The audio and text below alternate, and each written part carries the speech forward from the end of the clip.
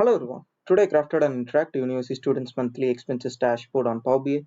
In this dashboard, the key insights encompass total students by gender using clustered column chart, to display total students by monthly subscription, total students by transporting and gender, line chart which displays total students by age, scatter chart which displays monthly expenses by age and living, pie chart which displays total students by living, total students by drinks, the students who consume alcohol, total students by games and hobbies, donut chart, which shows total students by scholarships, total students by part-time job, and total students by smoking, and narration, which says 18 and 22, tied for highest total students at 19, followed by 19.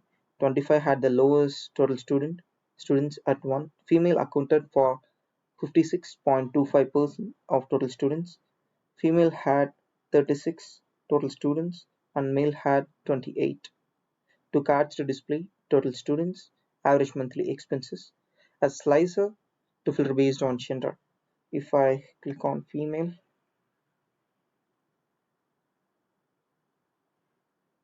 by age, you can see in the age of 17 we have 4 female students and 5 students were living in hostel and 31 students are living at home. You can see 12 students were studying by scholarship, 20, no female is consuming alcohol. Here we can see 4 female students who use cigarettes, 18. Here we can see the monthly expenses by age and living, age 18 living home, monthly expense 1600. You can see the monthly subscription, 16 students are spending on their monthly subscriptions. You can see female total students by transporting and gender.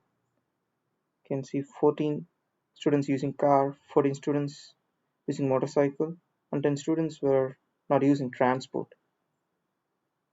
When it comes to male, the same. Here we can see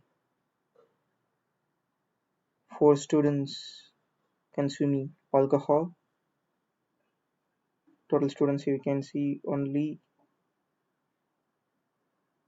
single students were engaged in part-time job.